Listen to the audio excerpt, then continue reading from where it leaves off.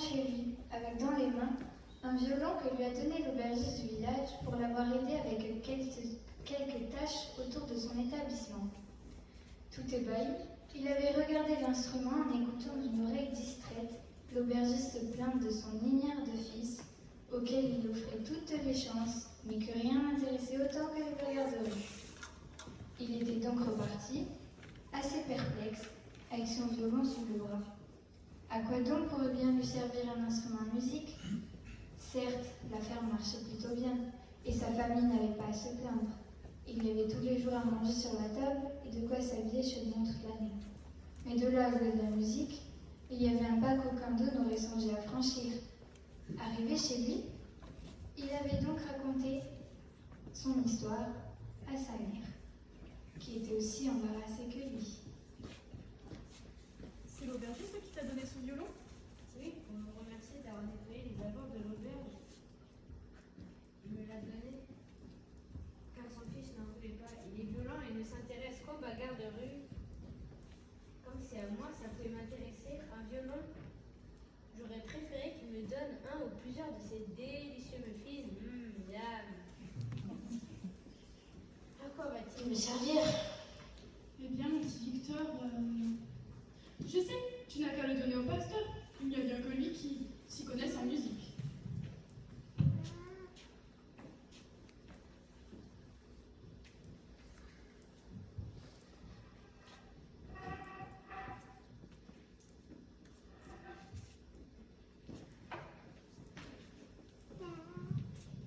Il ne fonctionne même pas, il doit être cassé. Le petit Victor, alors âgé de 7 ans, s'était donc rendu à l'église le dimanche suivant, en espérant bien se débarrasser de l'encombrant violon.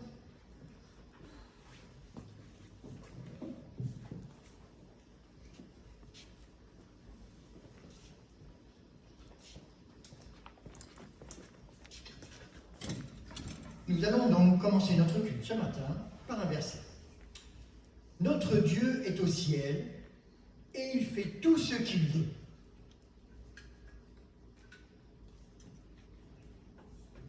Nous terminerons notre culte par un verset d'envoi.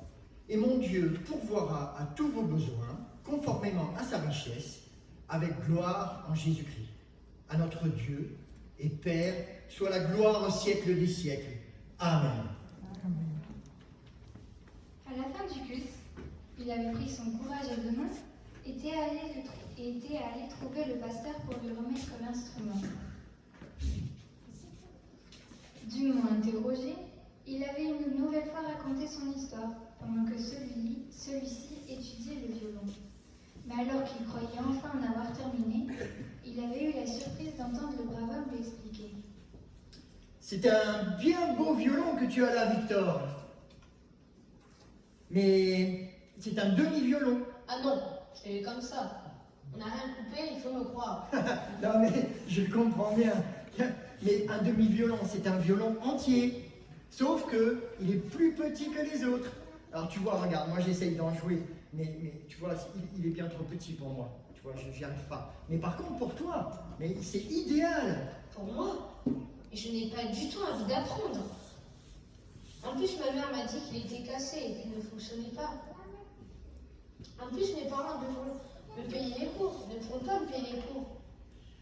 Même si la ferme, elle se porte bien et que nous avons une bonne situation, ils ne pourront pas me les payer. Au revoir. Non mais attends Victor, attends. C'est moi qui te donnerai les cours. Et je te les donnerai gratuitement. Par contre, il faut que tu me promettes une chose. Quand tu sauras jouer, quand tu sauras bien jouer, je voudrais que tu accompagnes la chorale à Noël, dans les rues. D'accord? C'est ainsi que démarre la formation musicale du petit garçon. Ce qui au début était vécu comme une corvée ne tarda pas à se transformer en véritable passion.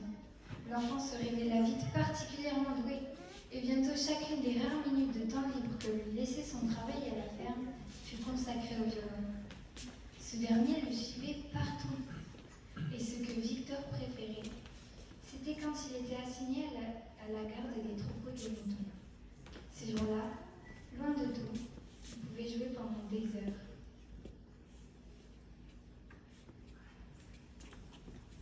Le pasteur enseigna pendant des années. Puis un jour, il lui avoua. Victor, je n'ai plus rien à t'apprendre maintenant. Tu sais jouer, mais comme un virtuose.